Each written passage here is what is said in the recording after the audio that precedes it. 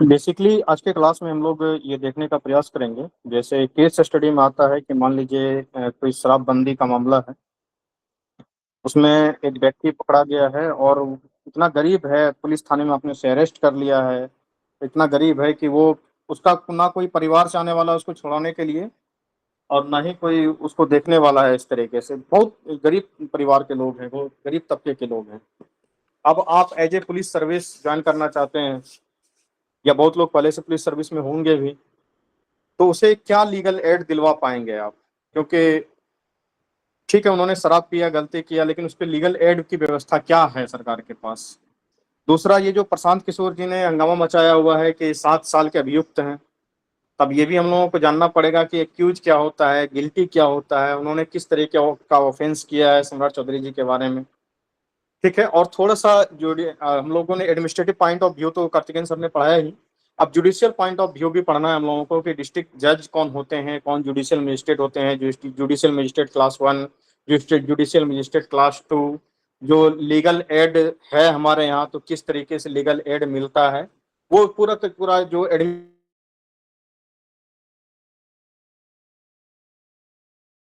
करेंगे। आप लोग अपने जीवन में इसका बहुत सारा यूज भी कर पाएंगे कि जुडिशियल कस्टडी क्या होता है, पुलिस कस्टडी क्या होता है।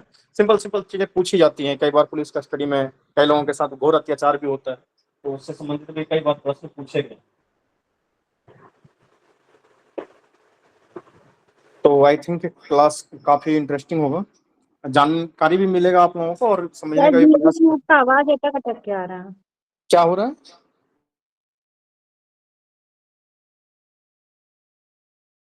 क्या प्रॉब्लम है?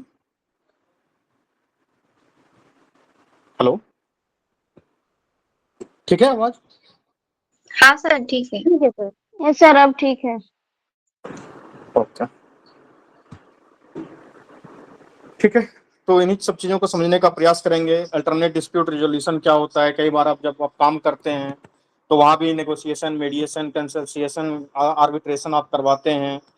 जो डिस्ट्रिक्ट जुडिशरी का मसला है, ये एक्चुअली बहुत डिटेल में हमको समझाना पड़ेगा। समझाना इसलिए पड़ेगा कि आप मान लीजिए लोक अदालत के बारे में भी चर्चा करते हैं कि सर हम उसको लोक अदालत लेके चले जाएंगे, या ग्राम न्यायालय होता है वहाँ लेके चले जाएंगे। तो आपको पता होना चाहिए कि लोक अदालत क्या है, किस तरीके से लगता है, उसको लगवाता कौन है, उसमें किस तरीके के केस जा सकते हैं, कंपाउंडेबल ऑफेंस है कि नॉन कंपाउंडेबल ऑफेंस है, अवेलेबल है कि नॉन अवेलेबल है, जो कॉग्निजेबल ऑफेंस किया है कि नॉन कॉग्निजेबल ऑफेंस किया है, उसके साथ प्ली बार्गेनिंग हो सकता है कि नहीं हो सकता है, उसके लिए जो प्रो बोनो एडवोकेट्स चाहिए वो अवेलेबल हैं कि नहीं है।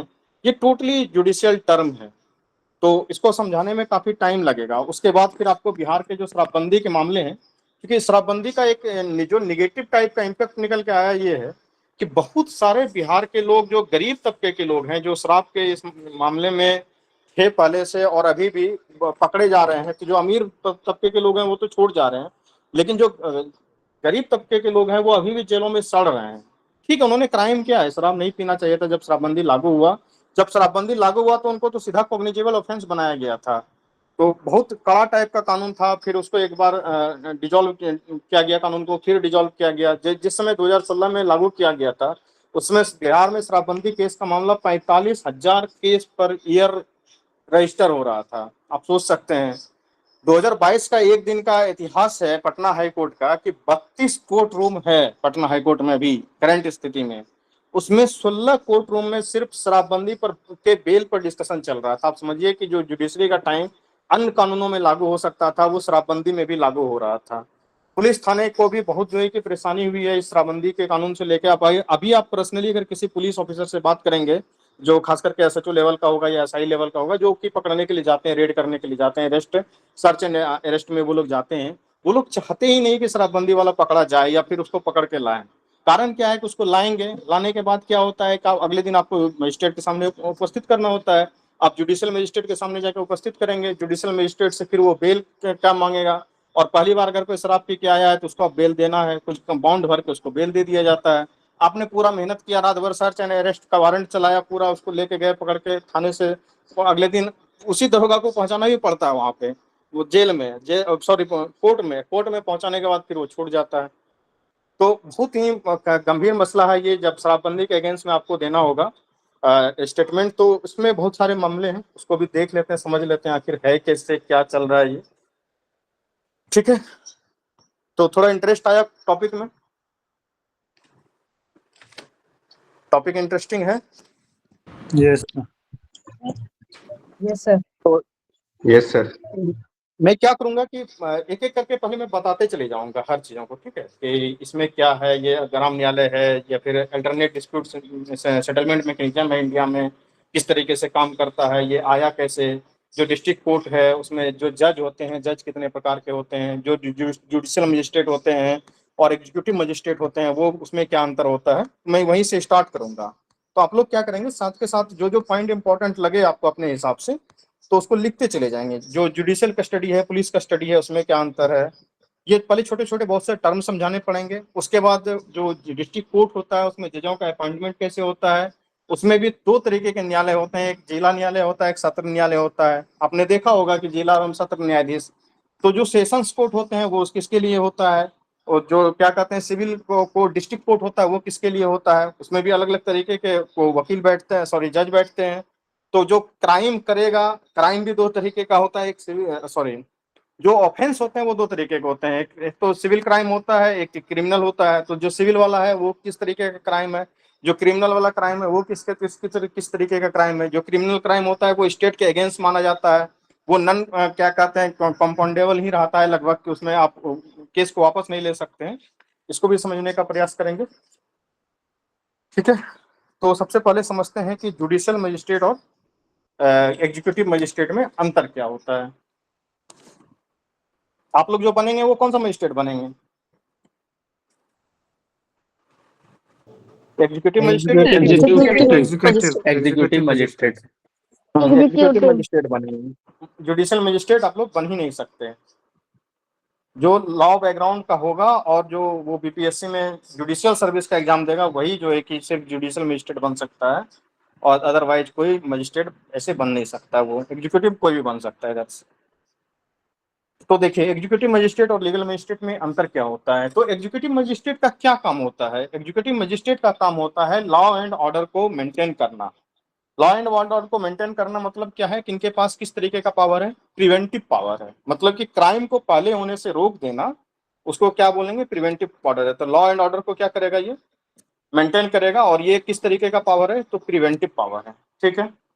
ये प्रोहिबिटिव ऑर्डर देते हैं, मतलब क्या है कि आपको क्राइम होने से पहले ही धारा 144 लगा देंगे, किसी तरीके का क्राइम नहीं होने देंगे। तो वो ये क्या है कि प्रिवेंटिव तरीके का काम करते हैं कि सबसे क्राइम होने से पहले रोक दो।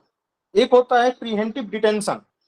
ये जानते हैं प्रिवेंटिव डिटेंशन क्या होता है, कि कुछ लोग रहते हैं समाज में अपराधी किस्म के लोग, अगर कोई मेला हो रहा है या तमाशा हो रहा है या कुछ भी हो रहा है समाज में, कोई क्या कहते हैं पर्व त्योहार या कुछ भी हो रहा है, देखते हुए कि कुछ अपराधी का लिस्ट रहता है थाने के पास और उसको बुला लिया जाता है, चले आइए आप थाने में।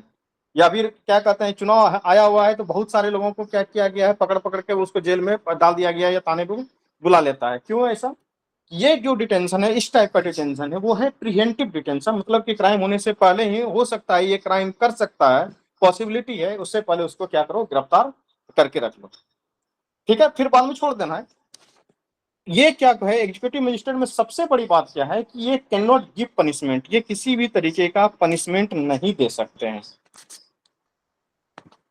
अब मामला इसको हम क्यों पढ़ा रहे हैं, इसको थोड़ा सा और समझ लीजिए कि जो डीएम साहब थे पटना के, उन्होंने थप्पड़ मारा था बीपीएससी के एक बच्चों को, बड़ा हंगामा उठा था कि डीएम थप्पड़ कैसे मार सकता है। यही है कि वो पनिशमेंट देने का अधिकार नहीं है एग्जीक्यूटिव मजिस्ट्रेट का, आप पनिशमेंट दे देंगे, तो थप्पड़ मारने का भी अधिकार, जो एक अधिकार डीएम को नहीं है। और उन्होंने जो सफाई दिया तो उसके सफाई बड़े अलग तरीके के थे, उन्होंने नहीं कहा था कि हाँ हमने थप्पड़ मारा है ऐसे वैसे, वो थोड़ा था कि हाँ हम क्या कहते हैं अपने उसको क्या बोलते हैं, जो पुलिस गोली मार देता है सेल्फ प्रोटेक्शन में, जो उत्तर प्रदेश में चल रहा है, legal self magistrate defence, self defence, हाँ self defence. Self defence. Legal magistrate क्या करेगा, आफ्टर क्राइम हैपेंस, जबकि क्राइम हो जाए, अगर कोई अपराध हो जाए, तब उसके बाद वो जो है कि सीन में आएंगे लीगल मजिस्ट्रेट, और ही कैन गिव पनिशमेंट, वो पनिशमेंट दे सकता है, ठीक है। तो 3-4 पॉइंट नोट करने लायक था। एग्जीक्यूटिव मजिस्ट्रेट में क्या था कि वो लॉ एंड ऑर्डर को मेंटेन करने के लिए रहते हैं, उनके पास क्या है, तो प्रिवेंटिव पावर है, वो क्या आप कहते हैं, तो प्रोहिबिटिव ऑर्डर देते हैं, यानी कि क्राइम होने से पहले ही वो रोकने का प्रयास करते हैं।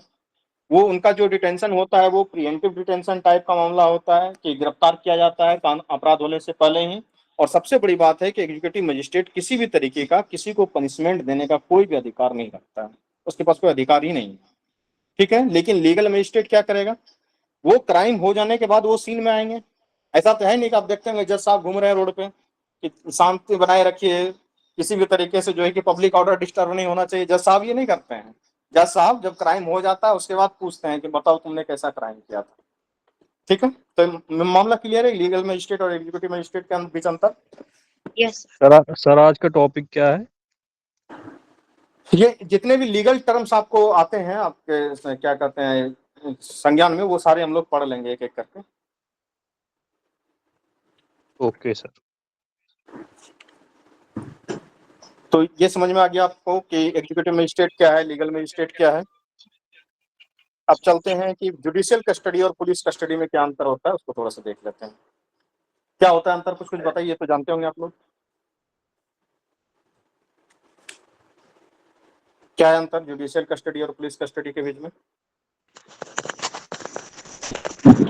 जो सर जुडिशियल कस्टडी के बोलिए बोलिए।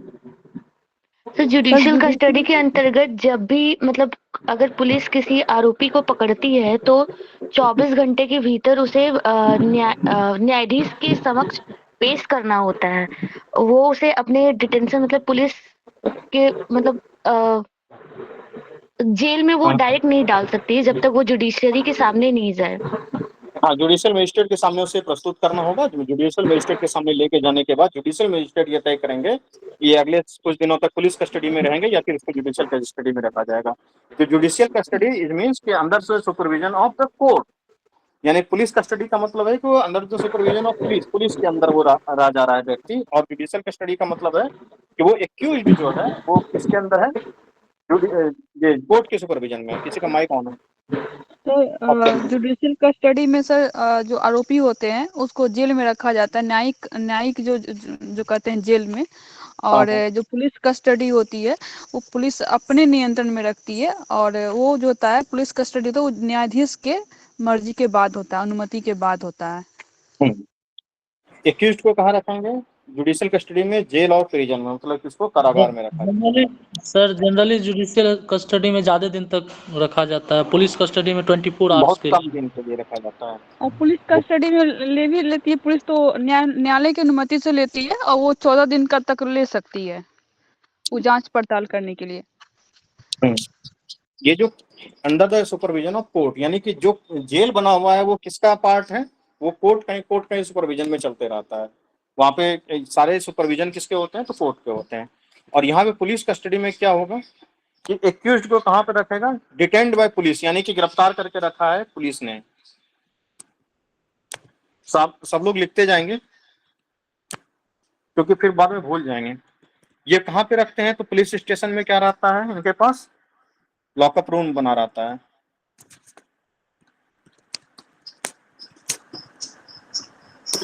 तो ऐसा ये है कि अभी इसके बाद एक टर्म पढ़ेंगे कि एक्यूज्ड और गिल्टी।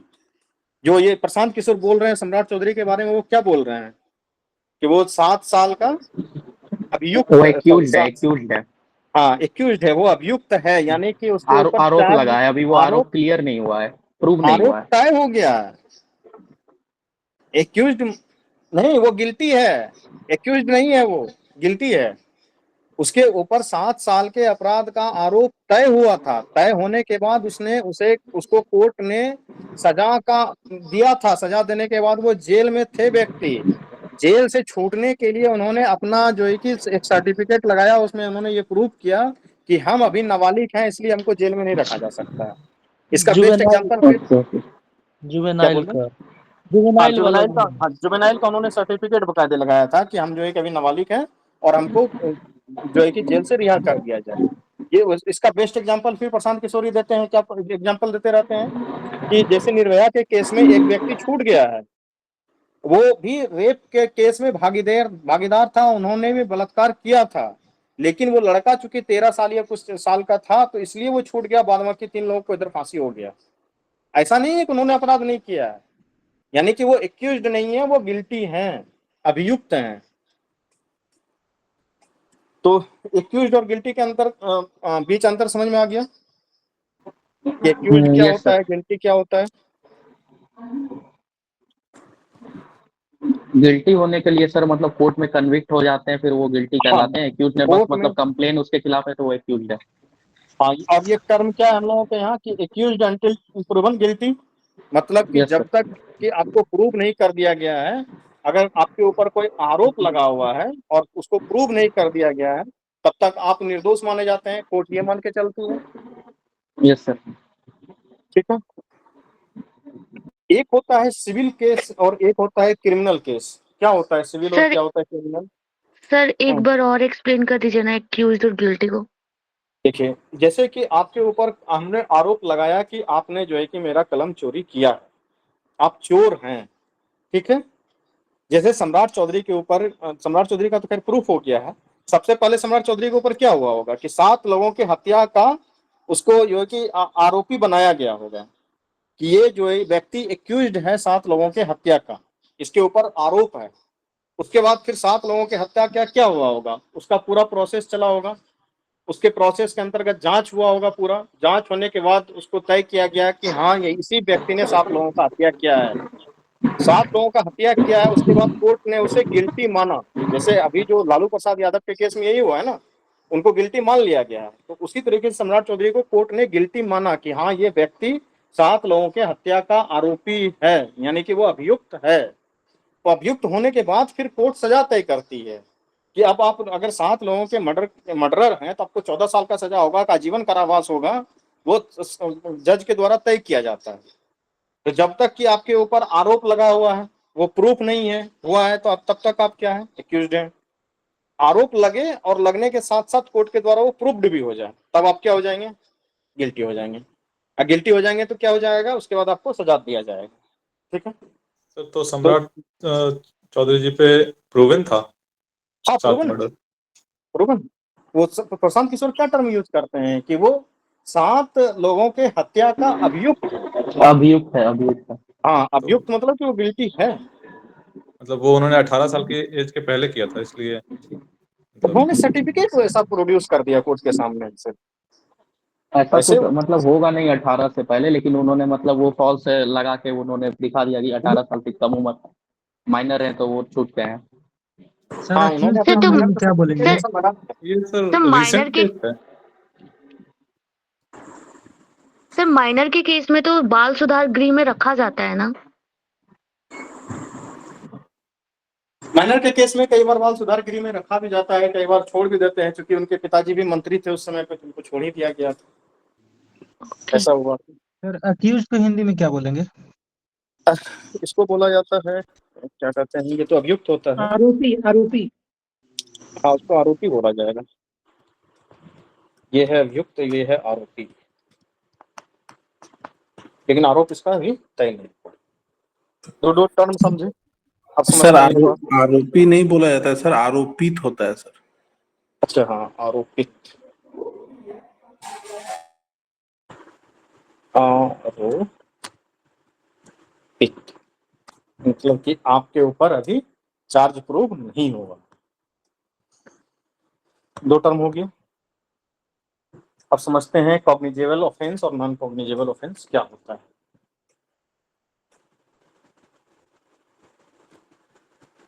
किस तरीके का ऑफेंस किया होगा सम्राट चौधरी ने, कॉग्निजेबल या नॉन कॉग्निजेबल?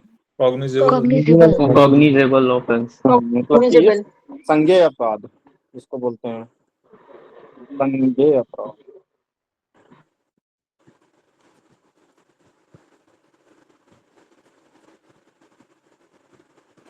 एक होगा नॉन कॉग्निजेबल, मतलब कि गैर संज्ञेय अपराध। ये इसी तरीके से एक होता है बेलेबल, एक होता है नॉन बेलेबल।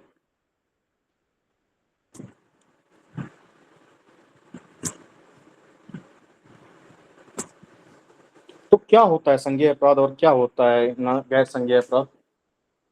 तो सबसे पहले समझते हैं कि ये संज्ञेय अपराध क्या होता है, कॉग्निजेबल ऑफेंस किसे कहते हैं।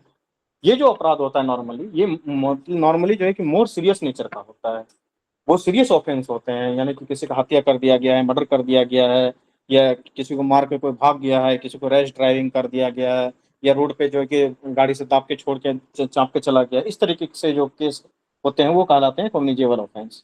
इसमें state has to register FIR. अगर स्टेट के संज्ञान में कोई लाश मिलता है, कि स्टेट मतलब कि पुलिस के संज्ञान में अगर कोई लाश मिल जाए कि ये रोड पे ऐसे ही फेंका हुआ था, या किसी ने मतलब कि गाड़ी चला के छोड़ के चाप के चला गया है, तो उसको रजिस्टर करना पड़ेगा और उसको संज्ञान में लेना ही पड़ेगा स्टेट को, ठीक है।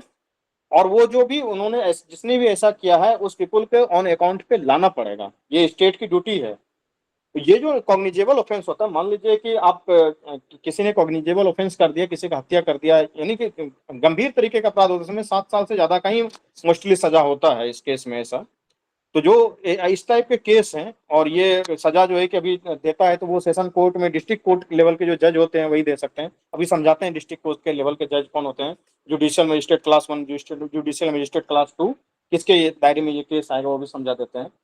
तो पुलिस यहाँ पे क्या कर सकता है कि विदाउट वारंट आपको जो है कि अरेस्ट भी कर सकता है। पुलिस को कॉग्निजेबल ऑफेंस में यह अधिकार है कि no any warrant, without warrant जाकर के आपको जो है कि वो गिरफ्तार कर सकता है, और वो सर्च भी कर सकता है। विदाउट वारंट जाकर सर्च कर सकता है, विदाउट वारंट जाकर के आपको अरेस्ट कर सकता है, वो आपके ऊपर जो है कि इन्वेस्टिगेशन भी कर सकता है पुलिस, बिना किसी वारंट के। किसी जुडिशियल मजिस्ट्रेट के वारंट का जरूरत कॉग्निजेबल ऑफेंस में नहीं पड़ता है। लेकिन जैसे ही नॉन कॉग्निजेबल ऑफेंस आएगा, वो सीरियस नेचर के ऑफेंस नहीं होते हैं। उसमें कई बार जो है कि पुलिस एफआईआर दर्ज करने से आपको मना भी कर सकता है। मान लीजिए बहुत छोटा टाइप का केस है कि मेरा पेन चोरी हो गया, तुमने मेरा कलम चुरा लिया, बहुत छोटा टाइप का, एक थप्पड़ मार दिए, तो इन सब टाइप के केसों में हो सकता है कि पुलिस मना भी कर दे कि ठीक है ऐसा क्या है, एफआईआर लिखना है। लेकिन आपको लगता है कि नहीं बहुत गंभीर मामला है, एकदम इसके ऊपर केस होना ही चाहिए, तो फिर आप जाते हैं किसके पास, पुलिस के जो है कि एफआईआर जो नोट होता है, ये क्या है, फर्स्ट इन्वेस्टिगेशन रिपोर्ट। ये कहाँ पे लॉन्च किया जाता है, ये लॉन्च किया जाता है पुलिस स्टेशन में। मान लीजिए पुलिस आपका एफआईआर लिखने से मना कर देता है, तो फिर आप कहाँ जाते हैं, आप जाते हैं कि मजिस्ट्रेट के पास, और मजिस्ट्रेट को जाकर के अपने केस के बारे में बताते हैं वहां पे कोर्ट में बकायदे। कोर्ट में जाकर के मजिस्ट्रेट को बताते हैं, फिर मजिस्ट्रेट के ऑर्डर के बाद उस थाना को ऑर्डर किया जाता है कि आप कृपया इसका एफआईआर दर्ज कीजिए। अगर मजिस्ट्रेट को लगता है बहुत सिंपल टाइप का मसला है, तो फिर उस थाना के एसएचओ को कुछ नहीं कहा जाएगा। जो स्टेशन हाउस ऑफिसर है, जो एसएचओ वहाँ पे एसआई है, सब इंस्पेक्टर, उसको किसी तरीके का कोई पनिशमेंट वगैरह मजिस्ट्रेट नहीं देता है, बोल देता है कि इसका ठीक है, आप जो है कि एफआईआर नोट कर लीजिए। लेकिन अगर मजिस्ट्रेट को ये लग जाए कि आपने एफआईआर दर्ज नहीं किया है जानबूझ के, और जो है कि मामला सीरियस था, चाहे वो नॉन कॉग्निजेबल ही ऑफेंस हो, आपका मान लीजिए कोई सोने का कलम चुरा ले, नॉन कॉग्निजेबल ऑफेंस ही है, लेकिन उसका एफआईआर दर्ज होगा कि नहीं होगा। अब 2 रुपये का कलम चुरा ले तो फिर तो मसला वैसा नहीं है उस तरीके का, ठीक है। तो ये नॉन कॉग्निजेबल ऑफेंस है। इसमें क्या है कि पुलिस किसी भी तरीके से सर्च एंड वारंट बिना मजिस्ट्रेट के वारंट के जो है कि सर्च जाके नहीं कर सकता है, बिना मजिस्ट्रेट के वारंट के क्या कर सकता है, आपको गिरफ्तार नहीं कर सकता है। तो सर्च एंड वारंट नहीं चलाएगा मजिस्ट्रेट, पुलिस नहीं चलाएगा बिना मजिस्ट्रेट के ऑर्डर के। अब इसमें क्या है कि जैसे कुछ एग्जांपल को समझिए। एक होता है लोकस स्टैंडाई केस में। लोकस स्टैंडाई क्या होता है जानते हैं? सर जिन्होंने क्राइम किया है वो उन्हीं को अधिकार है कंप्लेन करने का, ये लोकस स्टैंडाई पे। यस, हाँ, जिनके साथ क्राइम हुआ है, जिनके साथ क्राइम हुआ है उन्हीं को अधिकार है, क्या कहते हैं, कंप्लेन करने का। तो ये नॉन कॉग्निजेबल ऑफेंस में क्या होता है, कॉग्निजेबल ऑफेंस में कई बार क्या होता है कि पुलिस सो मोटो भी कर सकता है। जैसे कि मान लीजिए पेपर में कोई सूचना छप गया कि यहाँ पे किसी का मार के लाश फेंका हुआ है, तो पुलिस क्या एफआईआर दर्ज कर सकता है। एफआईआर में नाम किसका लिखेगा, तो किसी का नहीं लिखेगा, अज्ञात के खिलाफ एफआईआर दर्ज कर देगा, लेकिन वो एफआईआर दर्ज कर देगा।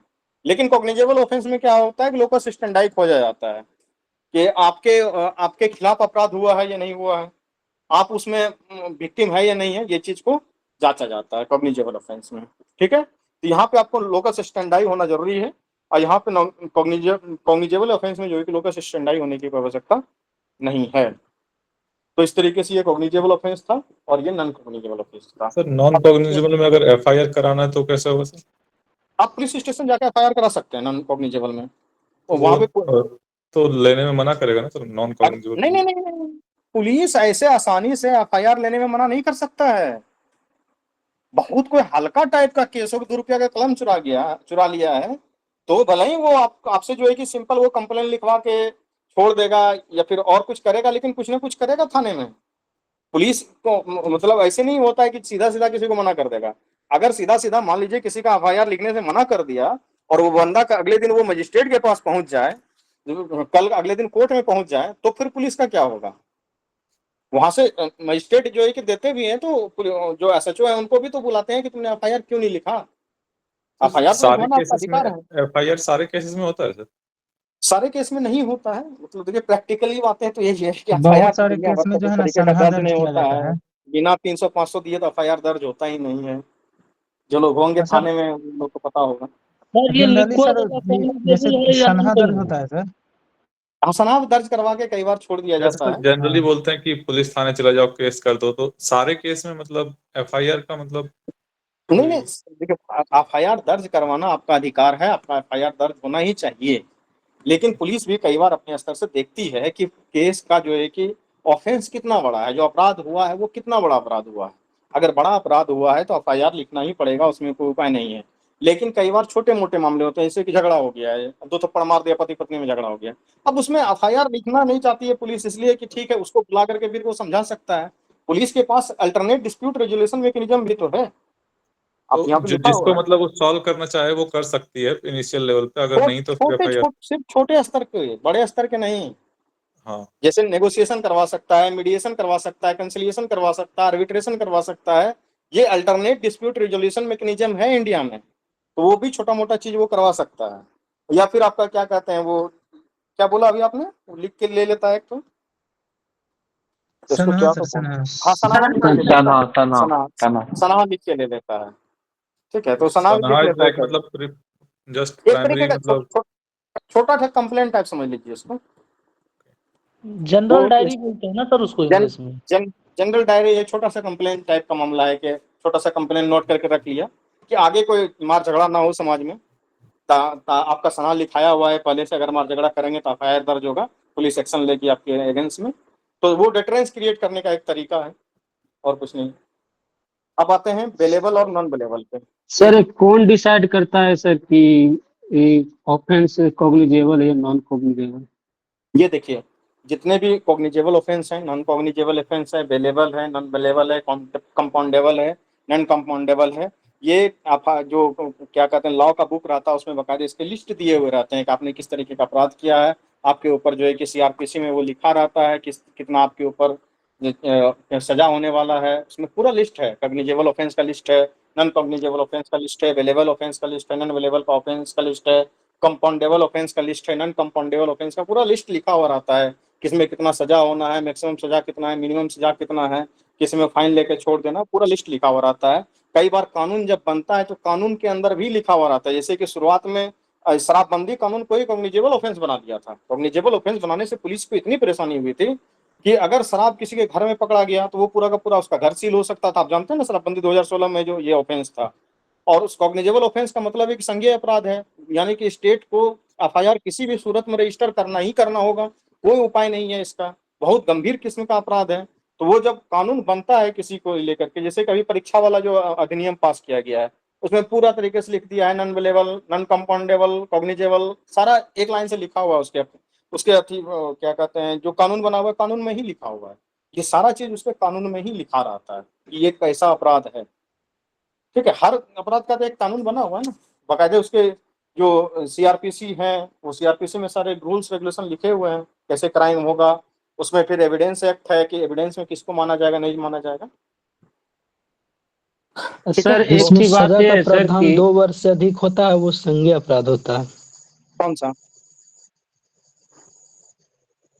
बहुत तरीके के हैं, जैसे मान लीजिए आपने अभी सर शराब वाला सर केस अभी किस में आता है सर, कॉग्निजेबल या नॉन कॉग्निजेबल? नहीं उसको तो हटा दिया है कॉग्निजेबल से। अब तो इतना आसान कर दिया है कि पहली बार आप शराब पी के पकड़े जाते हैं तो कुछ छोटा मोटा बॉन्ड भर दीजिए, उसका छोड़ दिया जाता है। कॉग्निजेबल से तो पूरा हटा दिया गया है उसको। एक एक टर्म इसमें समझ लीजिए, आप बोले कि पहली बार और दूसरी बार क्या होता है। एक होता है टर्म प्ली बार्गेनिंग, इसको बोलते हैं, ये कोर्ट में यूज किया जाता है। प्ली बार्गेनिंग में क्या होता है, अब देखिए, अभी हम लोगों ने पढ़ा किया कि एक्यूज और गिल्टी, तो जब तक कि जैसे ही आपके ऊपर केस होता है, जो इंडिया में क्या कहते हैं जुडिशियल सिस्टम चलता है, वो जुडिशियल सिस्टम क्या मानता है, एक्यूज्ड अंटिल प्रूवन गिल्टी, ये टर्म चलता है ना कि आप एक्यूज्ड हैं जब तक कि आपको दोषी साबित, हिंदी में क्या बोलते हैं कि आप निर्दोष हैं जब तक कि आपको दोषी साबित नहीं कर दिया जाता। Sir innocent until proven guilty होगा ना। हाँ वही, हाँ इनोसेंट अंटिल प्रूवन गिल्टी होता है, सॉरी सर। तो आप जो है कि निर्दोष हैं जब तक कि आपको दोषी साबित नहीं किया गया है। अब भी प्ली बार्गेनिंग में क्या होता है उसमें, जैसे ही केस जाता है इंडियन कोर्ट सिस्टम में, वहां पे क्या होता है, सबसे पहले माना जाता है कि आपने अपराध नहीं किया है, ये कोर्ट मान के चलती है, मान के चली। फिर आपके ऊपर जो भी चार्जेस लगे हुए हैं उसका जांच पड़ताल चलता है, उसके बाद आपको वो प्रूव करता है, स्टेट प्रूव करता है कि हाँ आपने ये अपराध किया, ठीक है। प्ली बार्गेनिंग के केस में क्या होता है कि आपने एक्सेप्ट कर लिया कि यू हैव एक्सेप्टेड कि हमने अपराध किया है, यानी कि हम गिल्टी हैं। अगर आपने ऐसा मान लीजिए प्रूव कर एक्सेप्ट कर लिया कि हाँ हमने मर्डर किया है, ये जो भी किया है, अब आप प्ली बार्गेनिंग में जज के सामने क्या कर सकते हैं, you can request for lighter punishment कि सर हमको कम सजा दिया जाए, आप इसके लिए रिक्वेस्ट कर सकते हैं। और जज, अगर आपने पहली बार ऐसा अपराध किया है, मान लीजिए कोई छोटा मोटा किस्म का अपराध किया है जिसमें कि मान लीजिए 5 साल के या 3 साल का सजा होने वाला था, हो सकता है कि आपने पहले इंस्टांस में हियरिंग में सुन लिया कि हाँ सर हमने ही गलती किया है, गलती से ये अपराध हो गया, हमको पता नहीं था, मेरी कोई ऐसी इच्छा नहीं थी अपराध करने की, तो हो सकता है कि वो 3 साल के बदले 1 साल का भी सजा दे सकते हैं। तो ऐसे इसको क्या बोला जाता है, हम लोग इसको बोलते हैं प्ली बार्गेनिंग। प्ली बार्गेनिंग क्यों किया जाता है, आपने क्या किया कि एक तो कोर्ट का टाइम बचा दिया, पूरा कोर्ट को टाइम लगता है उसको आपको प्रूव करने में, हाँ आपने ही इसको मारा है, 2 थप्पड़ मारा है, हाथ तोड़ दिया है, कुछ भी किया है। उसके बाद उसके लीगल कॉस्ट भी आते हैं, उसके प्रोसीड्यूरल कॉस्ट भी आते हैं, पूरा प्रोसेस चलता, उसके इन्वेस्टिगेशन ऑफिसर बैठाए जाते हैं, पूरा जांच पड़ताल आपके ऊपर किया जाता है। अगर आपने सारा चीजों को छोड़ के अपनी गलती को स्वीकार कर लिया तो हो सकता है कि सजा कम मिलेगा। वही जो बोल रहे थे कि एक बार नहीं दूसरे बार पकड़ा जाता है, मान लीजिए कि आपने एक बार प्ली बार्गेनिंग करके सजा कम करवा लिया, 1 साल का ही सजा हुआ, 1 साल से छूट गए जेल से बाहर, अब फिर दोबारा जाके अपराध कर देते हैं, फिर दोबारा जाके अपराध करेंगे, फिर प्ली बार्गेनिंग करने जाएंगे मजिस्ट्रेट के सामने, तो होगा प्ली बार्गेनिंग। जो अपोजिशन पक्ष का एडवोकेट होगा वो बताएगा ना कि सर एक बार पहले ही अपराध कर लिया है, इसका देख लीजिए क्राइम लिस्ट में नाम भी है, पहली बार उन्होंने प्ली बार्गेनिंग किया था, अब जो है कि इसको प्ली बार्गेनिंग का नहीं मिलेगा अवसर, और इसको जो है कि मिनिमम नहीं इस बार मैक्सिमम सजा दिया जाए, ठीक है। ये सब कोर्ट के पूरे प्रोसेस हैं, ऐसे ऐसे कोर्ट चलता है, ठीक है। तो अब पढ़ते हैं बेलेबल और नॉन बेलेबल, कि कौन सा ऑफेंस बेलेबल होगा, कौन सा ऑफेंस नॉन बेलेबल। इसमें भी एक टर्म चलता है, bail is right, jail is exception. Jail is a norm and bail is नहीं, jail is exception, bail is a norm. तो आखिर अरेस्ट क्या क्यों जाता है, सबसे पहले तो ये समझना होगा ना, तभी तो फिर बेल और नॉन बेल। अरेस्ट किसी को क्यों करते हैं, कि अरेस्ट किसी को इसलिए किया जाता है और फिर बेल मिलता है नहीं मिलता है, इसलिए कि अरेस्ट किया जाता है कि वो व्यक्ति हो सकता है कि लाइकली एक्यूज्ड है, मतलब कि हो सकता है कि इन्होंने अपराध किया गया है। उसके बाद उसके एविडेंसेस जुटाने पड़ते हैं और उसके स्टेटमेंट को नोट करना पड़ता है पुलिस को, इसलिए वो अरेस्ट करते हैं किसी को। उसके बाद फिर अरेस्ट इसलिए भी किया जाता है, कई बार कुछ लोग जो है कि दबंग टाइप के होते हैं, वो एविडेंस को डिस्ट्रॉय कर सकते हैं, तो वो डिस्ट्रॉय नहीं कर सके एविडेंस को, इसलिए उसको क्या किया जाता है कि वो अरेस्ट कर लिया जाता है। वो कई बार क्या होता है कि जो गवाह बनना चाहता है वो विटनेस को भी धमका सकता है, जो बाबुली टाइप के लोग हैं तो धमका ही सकते हैं, तो वो जो है कि किसी व्यक्ति को धमका ना सके, किसी विटनेस को धमका ना सके, किसी विटनेस को थ्रेट ना कर सके, तो उसके लिए क्या किया जाता है, कई बार लोगों को अरेस्ट कर लिया जाता है।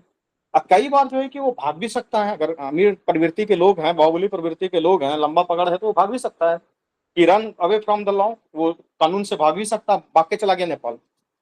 जो इसमें नेपाल से सटे हुए बॉर्डर वाले डिस्ट्रिक्ट हैं, यहाँ पुलिस का सबसे बड़ा सरदर्दी ये है कि अपराध करके नेपाल भाग गया। अब पकड़ते रहो, कब तक पकड़ोगे, है कोई ऐसे पुलिस वाले?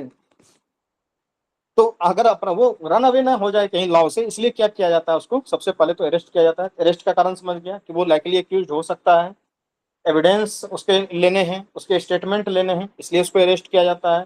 Can not destroy the evidence, वो एविडेंस को डिस्ट्रॉय ना कर सके। Can not threaten the witness, गवाह को वो थ्रेट ना कर सके, जाकर के धमकी ना दे सके, और can not run away from the law, वो लॉ से भाग ना सके, इसलिए उसको अरेस्ट किया जाता है। अब अरेस्ट करके उसको बेल देना है कि नहीं देना है, ये तय होता है कि उन्होंने किस तरीके का ऑफेंस किया है, अपराध किस तरीके किया है, उस पर निर्भर करता है। तो उसमें हम लोग क्या करते हैं कि जो बेलेबल ऑफेंस होता है उसमें माना जाता है कि बेल इज योर राइट, ये मान के चलता है कोर्ट, ये मान के चलेगा कि आपका बेल अधिकार है। आप जो है कि बेल बॉन्ड भर के बेल ले सकते हैं। ये बेल बॉन्ड क्यों भरवाया जाता है? बेल बॉन्ड इसलिए भरवाया जाता है कि अगर आप को पुलिस को फिर बाद में कॉपरेट नहीं करेंगे तो ये पैसा जो है कि आपका चला जाएगा। और दूसरा कि आपने बॉन्ड भरा था, आपने बोला था कि हम पुलिस को कॉपरेट करेंगे, और आप पुलिस को कॉपरेट नहीं कर सकते हैं तो दोबारा क्या कर सकती है पुलिस, आपको अरेस्ट करेगी। तो पहली बार तो बेल मिल गया, तो दूसरा बार तो बेल भी नहीं मिलेगा। अगर आप मान लीजिए थाने में बुलाया पुलिस ने किसी जांच करने के लिए कि आपको आना पड़ेगा, तो आपको जाना पड़ेगा, पुलिस को कॉपरेट करना पड़ेगा। अब बेल लेके भाग गए तो फिर क्या होगा? अगर पुलिस दोबारा पकड़ के लाएगी तो फिर आपको बेल नहीं मिलेगा। तो पुलिस को आपको क्या करना है? कॉपरेट करना है। उसके बाद क्या करना है कि आपको जब जब थाने बुलाया जाए या जब जब कोर्ट बुलाया जाए आप उपस्थित होंगे, ये जो है कि आप श्योर कर देते हैं बेलेबल वाले मामलों में, तो बेल मिल जाता है। बेलेबल ऑफेंस में बेल दे दिया जाता है, इसमें बेल को रोका नहीं जाता है। आप जाएंगे 24 घंटे के अंदर जुडिशियल मजिस्ट्रेट के सामने आपको प्रस्तुत किया जाएगा, पुलिस वाले लेके जाएंगे, आपको बेल दे देंगे, आप छूट जाएंगे। फिर छूट जाने के बाद ऐसा नहीं कि आपका केस खत्म हो गया है, केस चलते रहता है, उसमें आपको तारीख करने के लिए जाना पड़ता है। नॉन वॉलेबल ऑफेंस है, इसमें क्या है कि बेल आपका राइट नहीं है, bail is not your right, यानी कि आपने सजा गंभीर किस्म का किया है। ये डिस्क्रिशन पे निर्भर करता है, it is a discretion of the court कि कोर्ट क्या चाहता है, कि आप कोर्ट को कितना बता सकते हैं कि ठीक है सर, हम जब भी पुलिस बुलाएगा हम कोऑपरेट करेंगे। पुलिस को आप आश्वस्त कर देते हैं बेल बॉन्ड भर के कि हाँ सर हम छूट जाएं, भागेंगे नहीं, हम कहीं लॉ से दूर नहीं जाएंगे, हम किसी भी तरीके से किसी क्या कहते हैं एविडेंस को डिस्ट्रॉय नहीं करेंगे, किसी विटनेस को धमकाएंगे नहीं। कोर्ट को अगर आपने ये तर्क देने में समर्थ हो गए तो हो सकता है कोर्ट का मन होगा तो बेल देगा, हो सकता है कोर्ट का मन नहीं होगा तो बेल नहीं भी देगा, वो जरूरी नहीं कि बेल मिल जाए। नॉन वेलेबल ऑफेंस में टोटली जो है कि क्या कहते हैं डिस्क्रिशन है कोर्ट का, कोर्ट के मामले मन पे निर्भर करेगा ये बात, ठीक है। यहाँ पे जो है कि बेल नहीं मिलता है। लेकिन सुप्रीम कोर्ट ने कहा है कि 7 साल से जिसको कि कम सजा हो सकता है, 7 साल से कम सजा वाले मामलों में बेल दे दिया जाए। क्यों बेल दे दिया जाए? क्योंकि हमारा तो पूरा का पूरा जो जेल है ना, वो इन्हीं लोगों से भरा हुआ है जिसका कोई अपराध प्रूव नहीं हुआ है। ऐसे ऐसे लोगों से जेल भरा हुआ है कि आप सोच के देखिए, जैसे कि मान लीजिए किसी ने कोई छोटा सा चोरी किया था या किसी को थप्पड़ मार के पैर तोड़ दिया था किसी का, ठीक है, अब उसको सजा होना है 3 साल का, और वो पिछले 5 साल से जेल में पड़ा हुआ है, उसका अभी तक मुकदमा चल ही नहीं रहा है, अभी कोई प्रूव हुआ ही नहीं है, वो अगले 2 साल 3 साल और सड़ेगा क्या? इस तरीके के लोग जो है कि बहुत सारे बड़े पड़े हुए हैं जेल में। इसलिए सुप्रीम कोर्ट ने क्या कहा है कि 7 साल से कम सजा वाले व्यक्ति को बेल दे देना चाहिए, ठीक है। हाँ, लेकिन वो कोर्ट को इस बात को कहने में, कन्विंस करने में सक्षम रहे कि हम भागेंगे नहीं। कोर्ट भी इस चीज को देखता है कि तुम भाग तो नहीं जाओगे, दमन किस्म के लोग तो नहीं हो, क्या हो, वो पूरा हिस्ट्री जो है कि मजिस्ट्रेट भी वहां पे बैठ के जो जज साहब होते हैं वो देखते हैं। क्लियर है? Billable non billable? Hello, yes sir. Yes sir. अब है compoundable non compoundable. Sir question है हमारा। हाँ बोलिए। सर अगर 7 साल से ऊपर की सजा है तो उस केस में बिल्कुल भी, अगर मिनिमम जो आपका सेंटेंस होगा वो 7 साल से ऊपर का होगा तो उसमें किसी भी हाँ। केस में बेल नहीं मिलता है, ऐसा है? नहीं, ऐसी ऐसी कोई बात नहीं। अगर आपने कोर्ट को प्रूव कर दिया कि ठीक है कि हम नहीं भागेंगे, किसी तरीके से थ्रेटन नहीं करेंगे, और कोर्ट को लगा कि इसको बेल दे देना चाहिए तो दे देंगे, या फिर लगेगा कि नहीं अभी कुछ दिन तक सबसे पहले आपको पुलिस कस्टडी में रखना है, जुडिशियल कस्टडी में रखना है, जुडिशियल कस्टडी में ले लेंगे। उसके बाद पुलिस डिमांड करेगा कि नहीं सर इससे हमको कुछ पूछताछ करना है, तो फिर जो है कि 14 दिन का पुलिस कस्टडी आपको भेज देगा। 3 महीना, 4 महीना, 5 महीना, 6 महीना तक आपके ऊपर जो है कि पूरा जांच पड़ताल कर लेगा, तो आप सारे एविडेंसेस जुटा लिए जाएंगे पुलिस के द्वारा। फिर आप बेल के लिए अप्लाई करेंगे दोबारा कि सर बेल दे दिया जाए, तो लगेगा ठीक 6 महीना जेल में रह लिया है, अब किसी भी तरीके से डिस्ट्रॉय वगैरह नहीं कर सकता है, कुछ सुधार भी आ गया है इसमें, तब उसको जो है कि बेल देना होगा तो कोर्ट का मन होगा बेल दे देगा। कॉग्निजिबल में भी सर 3 मंथ के बाद तो राइट होता है ना सर, 3 मंथ के बाद ले सकते हैं, और दे देता अप्लाई है, कर सकते हैं। अब ये देखिए मामला क्या होता है, कई बार वकील पे भी निर्भर करता है, आप कितना तगड़ा वकील पकड़ के लाए। यस अगर सीनियर वकील है और तगड़ा वकील है तो वो बेल दिलवा देता है। अब कोई छोटा मोटा वकील रहा तो उसको बेल नहीं मिलता है। आप जाओ, ये तो कोर्ट में चलते रहता है ना कि 30,000 लेंगे बेल करवाने का, 15,000 लेंगे एक बेल करवाने का, 10,000 लेंगे एक बेल करवाने का। तो वकील कई बार जो है कि वैसा आता है तो वो बेल मिल जाता है। एक होता है एंटीसिपेटरी बेल, ये भी इसी जगह पढ़ लो, उसके बाद कंपाउंडेबल नॉन कंपाउंडेबल पाएंगे। सर ये मेरा क्या एक होता है? प्रश्न है हाँ कि ये कोर्ट मान लेगा ये कि सुप्रीम कोर्ट का जो ये 7 साल का मानेगा या नहीं मान सकता है? नहीं, अगर कोर्ट को लग रहा है कि 3 साल का ही आपको सजा होना, लेकिन है आप बहुत मतलब गंभीर अपराधी किस्म के व्यक्ति, ये दे देना चाहिए, चाहिए लगा हुआ है ना कि दे देना हाँ सर चाहिए वही कोर्ट को। हाँ सर वही क्लियर करना था कि ये हाँ, मानेगी, कोर्ट मान लेगी या फिर नहीं मान ये सकती है। टोटली जुडिशियल मजिस्ट्रेट के ऊपर निर्भर करता है कि उसका डिस्क्रिशन क्या कहता है। हाँ, बेलेबल ऑफेंस है तो फिर वहाँ डिस्क्रिशन यूज वो नहीं करेंगे, नॉन बेलेबल ऑफेंस है वहाँ डिस्क्रिशन वो अपना यूज करेंगे। Okay sir. एंटीसिपेटरी बेल क्या होता है? जेल जाने से पहले ही बेल ले के जाता लिए था। अप्लाई करना कि वो उनको अरेस्ट ना किया जाए। किसी व्यक्ति के ऊपर ये शक है कि पुलिस इसको अरेस्ट कर सकता है या उन्होंने कोई इस टाइप का अपराध किया है, तो वो पहले ही भाग के जो है कि कोर्ट में उसका वकील दे देता है कि हमको एंटीसिपेटरी बेल दे दिया जाए। तो वो फिर वहाँ अगर वो कोर्ट में ऑर्डर लेके चला आया मजिस्ट्रेट का कि हाँ इनको एंटीसिपेटरी बेल मिल गया है, तो पुलिस उसको अरेस्ट नहीं कर पाएगी। हाँ, लेकिन ये किस टाइप के केस में होगा? नॉन कॉग्निजेबल ऑफेंस में होगा। कॉग्निजेबल ऑफेंस में तो क्या था कि कोई वारंट वगैरह का जरूरत ही नहीं पड़ेगा, सीधा जाएगा पुलिस उठा के लाएगा। ठीक है, तो सर आप पढ़ते हैं? एंटीसिपेटरी बेल में सर एक्यूज को जाना जरूरी है कि नहीं जरूरी है? नहीं नहीं नहीं नहीं नहीं नहीं, एक्यूज को जाना जरूरी नहीं है। अगर मतलब मान लीजिए एक्यूज जेल गया और ठीक एंटीसिपेटरी बेल लेने के लिए गया, ठीक है, कोर्ट पहुंच गया, अब जो जज साहब आपका बेल खारिज कर दिया कि आपको बेल नहीं मिलने वाला है, वहीं से पुलिस को पकड़वाएगा जज साहब, आपको वहीं से जेल भेज देगा। कोर्ट से ही उठा के जेल भेज दिया जाता है। ठीक, अगर एंटीसिपेटरी बेल किसी का खारिज हो जाए तो बंदा को वहीं से पकड़ेगा।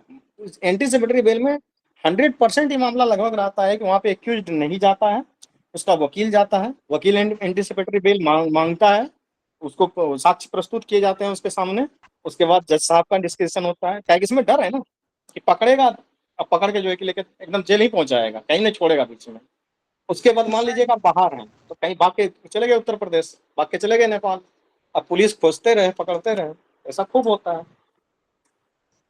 एक केस है कंपाउंडेबल नॉन। अपराध में किया जाता है। सर जीरो और EFIR क्या है? अच्छा, जीरो एफआईआर। जीरो एफआईआर क्या होता है? देखिए एफआईआर क्या होता है कि हम लोग जो दर्ज करते हैं वो करते हैं अपने ही थाने में। ठीक है, जिस एरिया के आप रहने वाले हैं उस एरिया के क्षेत्र में जो है कि आप अपना अपराध जो आपका एफआईआर दर्ज होगा आपके एरिया में होगा। जैसे कि आप रहने वाले हैं बक्सर के, तो बक्सर के किसी पुलिस थाने में रहने वाले हैं तो वहाँ आपका जो है कि एफआईआर होगा। लेकिन आप गए हैं मान लीजिए घूमने के लिए आप दिल्ली, दिल्ली में आपका हो गया मोबाइल चोरी हुई, तब आप क्या बक्सर आके एफआईआर दर्ज करवाएंगे? वहीं एफआईआर दर्ज करवाएंगे। तो दिल्ली के किसी पुलिस स्टेशन में जाएंगे कि सरायकेला पुलिस स्टेशन पे गए दिल्ली में जाकर के, वहां पे क्या किया आपने?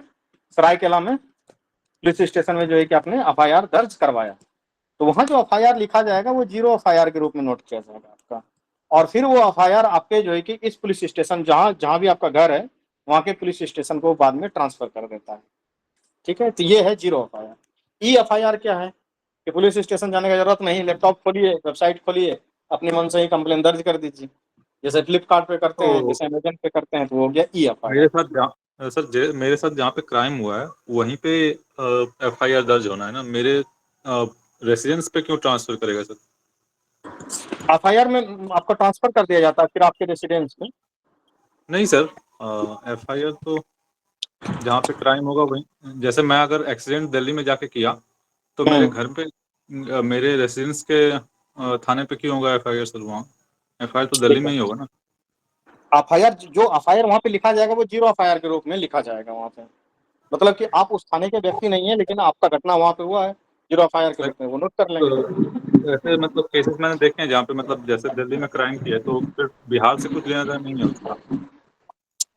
सर एफआईआर जो होता है जीरो एफआईआर, हमको जहाँ तक पता है कि आप जिस एरिया में क्राइम हुआ है अगर आप उस एरिया में नहीं है उस समय, आप दूसरे एरिया में चले गए, तो दूसरे एरिया में 0 FIR दर्ज होता है और फिर वो उस एरिया में ट्रांसफर होता है जिस एरिया में वो एक्चुअली में क्राइम हुआ है।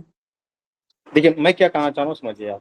जैसे कि मान लीजिए कि आप बक्सर के रहने वाले हैं, ठीक है, आप गए घूमने के लिए पटना, ठीक है, अब आपके साथ जो है कि बक्सर में आपका मोबाइल चोरी हो गया था, आपका अपराध हो गया था, आपको पता नहीं चला, बक्सर से ट्रेन पकड़े चले गए पटना, पटना में जाकर के आपको पता चला कि मेरा मोबाइल चोरी हो गया। अब आप FIR दर्ज कहाँ करवाएंगे? पटना में दर्ज करवाएंगे। फिर वो पुलिस वाला क्या करेगा, उसके आपके FIR को ट्रांसफर कर देगा बक्सर में। मतलब इसमें ऐसा है कि सर जहाँ पे मैं करा रहा हूँ मेरे साथ क्राइम वहां पे नहीं हुआ है, बाद में वो ट्रांसफर कर दिया जाएगा जहाँ पे क्राइम हुआ था। हाँ, जिस स्पोर्ट पे आपका हुआ था उसको जो है कि ट्रांसफर कर देगा। सर बिल्किस बानो केस जो था 2002 वाला, उसमें तो यही सबसे ज्यादा ग्लिच था सर, गुजरात और महाराष्ट्र का जो हुआ था। हाँ, वहाँ पे वहाँ हाई कोर्ट का पावर, सुप्रीम कोर्ट का जो है कि एक पावर यूज किया गया था बिल्किस बानो केस में। देखिए बिल्किस बानो केस में क्या हुआ था कि सुप्रीम कोर्ट को ये पावर है, उसका किसी आर्टिकल के तहत, मैं आर्टिकल भूल रहा हूँ अभी, कि हाई कोर्ट में अगर वो केस चल रहा है तो वो चाहे तो वो पूरे के पूरे केस को सुप्रीम कोर्ट ले सकता है, ठीक है, सुप्रीम कोर्ट ही मंगवा ले अपने केस को, सारे के सारे केस को, या फिर सुप्रीम कोर्ट चाहे तो अनदर हाई कोर्ट में उसके केस को ट्रांसफर कर दे। क्योंकि सुप्रीम कोर्ट देखता है कि आपने, जैसे मान लीजिए कि अब बिल्किस बानो के केस में क्या हुआ था कि मामला गुजरात हाई कोर्ट में चल रहा था, ही ना, उसको ट्रांसफर किया गया था बॉम्बे हाई कोर्ट में। तो बॉम्बे में जो ट्रांसफर किया गया, बॉम्बे में ट्रांसफर करने का कारण ये था कि गुजरात हाई कोर्ट में अगर रहता तो वहां पे जो बिल्किस बानो का केस था, या फिर ये गोधरा राइट को भी ट्रांसफर किया गया था, कि मान लीजिए कि कोर्ट, हो सकता है कि गुजरात हाई कोर्ट को वहां का जो लोग है उसको क्या करते हैं, उसको इफेक्ट कर सकते हैं कई मामलों में उसको जो है कि घूस दे सकते हैं या कुछ दे सकते हैं। यानी कि 100% सुप्रीम कोर्ट को ये अगर कंफर्म हो जाए कि इसके साथ जो है कि इस जुरिस्डिक्शन में इसके साथ पूरा जो है कि लीगल प्रोसेस ठीक से नहीं चल पाएगा फेयर इनफ तरीके से, तो सुप्रीम कोर्ट चाहे तो उस केस को जो है कि दूसरे हाई कोर्ट को ट्रांसफर कर भी सकता है। तो ये बिल्किस बानो के केस में भी जो केस था गुजरात हाई कोर्ट से बम्बई हाई कोर्ट ट्रांसफर किया गया था। जो गोधरा राइट्स हुआ था, क्योंकि आप जानते हैं नरेंद्र मोदी जी वहां पर मुख्यमंत्री थे, अब पूरा का पूरा सरकारी अमला जमला वहीं पे था और वो सरकार ही फंसने वाली थी उसमें, गोधरा राइट्स में। तो फिर सुप्रीम कोर्ट को लगा कि नहीं, यहाँ पे जो है कि इफेक्ट किया जा सकता है, गुजरात हाईकोर्ट में अगर ये केस चलेगा, ये केस को इफेक्ट कर देगा, ये लोग घूस देकर या जैसे भी क्या कर सकता है। तो उसमें उस मामले में फिर हाईकोर्ट को क्या किया गया कि सुप्रीम कोर्ट ने उस केस को ही ट्रांसफर कर दिया बम्बई हाईकोर्ट, कि सारे के सारे जुरिस्डिक्शन आपके बम्बई हाईकोर्ट में होंगे। ये एक तरीका है ट्रांसफर करने का, ठीक है। कई बार जो है कि हाईकोर्ट के केसेस को सुप्रीम कोर्ट मंगवा लेता है, मंगवा इसलिए लेता है कि उसमें कुछ लॉ के ऐसे सब्सटेंशियल लॉ के क्वेश्चंस रहते हैं जिसको कि डिफाइन करना रहता है, तो उस मामले में खुद से उसके सब्सटेंशियल लॉ को मंगवा के उसको जो है कि उसमें फैसला देता है। कई बार क्या करता है, सुप्रीम कोर्ट केस मंगवाता नहीं है हाई कोर्ट से सुप्रीम कोर्ट में, वो सब्सटेंशियल लॉ जो उसमें है उसके मीनिंग को डिफाइन कर देता है सुप्रीम कोर्ट कि इसमें जो सब्सटेंशियल लॉ का क्वेश्चन है उस लॉ को आप इस तरीके से रीड करेंगे और पकड़िए इस केस को, और इस केस को जो है कि हाईकोर्ट पुनः डिफाइन जो है कि आप फैसला कीजिए। या फिर हो सकता है कि सब्सटेंशियल लॉ का कुछ क्वेश्चन हो साथ के साथ ट्रांसफरेबल भी हो, तो बम्बई हाई कोर्ट को केस भी ट्रांसफर कर दे, उसमें जो लॉ को डिफाइन करना है सुप्रीम कोर्ट डिफाइन करके बता भी दे कि बम्बई हाई कोर्ट महोदय आप ऐसे ऐसे इस लॉ को पढ़ेंगे, इस आधार पर फैसला देंगे, ये भी कर सकता है। बिल्किस बानो का केस का मसला ये था, ठीक है। तो 0 FIR ये FIR केस ट्रांसफर समझ में आ गया। हम लोग पढ़ने वाले थे क्या, कंपाउंडेबल और नॉन कंपाउंडेबल।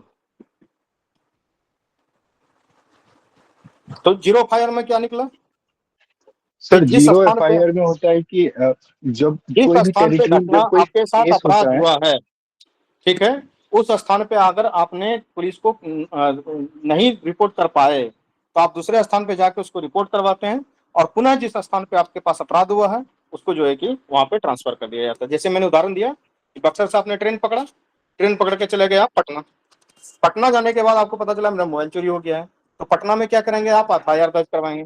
लेकिन चोरी कहाँ हुआ था, बक्सर में हुआ था, तो वो पुनः जो है कि आपका केस कहाँ के ट्रांसफर कर दिया जाएगा, वो बक्सर को ट्रांसफर कर दिया जाएगा। अब पूछिए क्या पूछना है।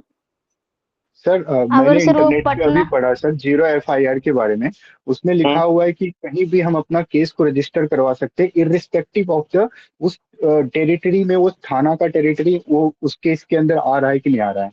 जैसे मैं अभी कोई भी जगह पे हूँ, मुझे नहीं पता है कि ये जगह कौन से थाने के अंदर आता है, मैं किसी भी थाने में जाकर के वो केस को रजिस्टर करवाऊंगा और वो 0 FIR कहलाएगा। और जब उस थाने को पता चलेगा कि ये जहाँ पे इवेंट हुआ है, जहाँ पे भी ये हुआ है, फिर उस थाने की जो एक्चुअल टेरिटरी में आएगा वहां पे उस केस को ट्रांसफर कर दिया जाता है सर। इंटरनेट पे तो सर यही आ रहा है।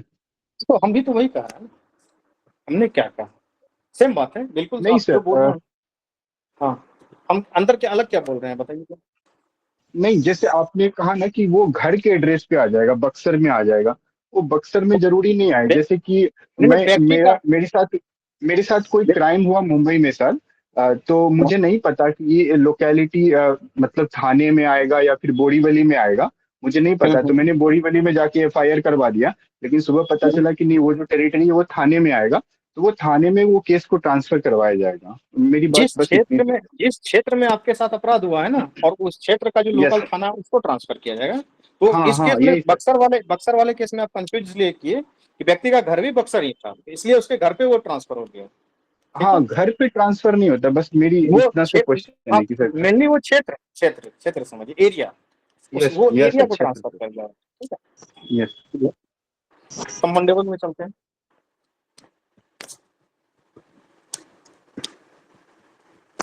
कंपाउंडेबल में क्या होता है, अपराध को समझिए कि वैसा अपराध जिसमें विक्टिम चाहे कि केस को वापस लिया जा सकता है, कि कंप्लेन को हम वापस ले सकते हैं, हम केस को विड्रॉ करना चाहते हैं, तो केस अगर विड्रॉ हो सकता है तो वो मामला क्या होगा, कंपाउंडेबल होगा। ठीक है, जैसे पति पत्नी का केस चलता है, जो डाइवोर्स वाला केस है, या और भी कोई पति पत्नी का जो घरेलू मामला है, इस तरीके के जो मामले हैं वो जो है कि बैगमी का मामला, बैगमी तो नहीं, पति पत्नी का मामला, एक उदाहरण समझने के लिए कि पत्नी अब चाहे कि हम पति के खिलाफ केस अपना वापस लेना चाहते हैं, तो ले लेगा, कोई बात नहीं। नॉन कंपाउंडेबल केस क्या होता है, आपने हीनियस क्राइम किया हुआ है, किसी का मर्डर कर दिया, ठीक है, अब मान लीजिए किसी गरीब के बेटे का आपने मर्डर कर दिया है, अब गरीब के बेटे का उसका पिताजी चाह रहा है कि केस वापस हो जाए, क्योंकि आपने उसके पिताजी को डराया है, धमकाया है कि बेटा को तो मारवे किया, तुमको भी मार देंगे, और अब आप चाहते हैं कि केस वापस हो जाए, तो केस वापस ही नहीं हो सकेगा, वो नॉन कंपाउंडेबल है। वो केस किसी भी सूरत में विड्रॉ नहीं किया जा सकता है। जो अपराध होता है, क्राइम होता है, तो वो क्राइम जो है कि जो सिविल वाला मैटर होता है और जो क्राइम वाला क्रिमिनल वाला मैटर होता है, सिविल वाले मैटर में मामला आता है तो वो कंपाउंडेबल रहता है सिविल केस में। लेकिन अगर क्रिमिनल केस हुआ है, देखिए सिविल केस में क्या होता है कि सिविल केस में कोर्ट ये मान के चलता है कि जो क्राइम हुआ है वो दो पार्टी के अगेंस्ट में हुआ है, वहां पे जो भी कंप्लेन है उसमें दो पार्टी इन्वॉल्व है। लेकिन क्रिमिनल वाले केस में क्या होता है, सरकार ये मान के चलती है कि अगर आपने किसी का मर्डर किया है या किसी का बलात्कार किया है, वो सिर्फ और सिर्फ आपने किसी व्यक्ति विशेष के अगेंस्ट में क्राइम नहीं किया है, बल्कि उस व्यक्ति के साथ साथ आपने समाज के खिलाफ भी अपराध किया है। अब मान लीजिए कि कहीं पे किसी क्षेत्र में किसी गांव में हत्या हो जाए किसी का, तो किसी व्यक्ति का हत्या हुआ, वो तो व्यक्ति तो विक्टिम है ही उसमें, साथ के साथ पूरा गांव भी तो डरा हुआ है।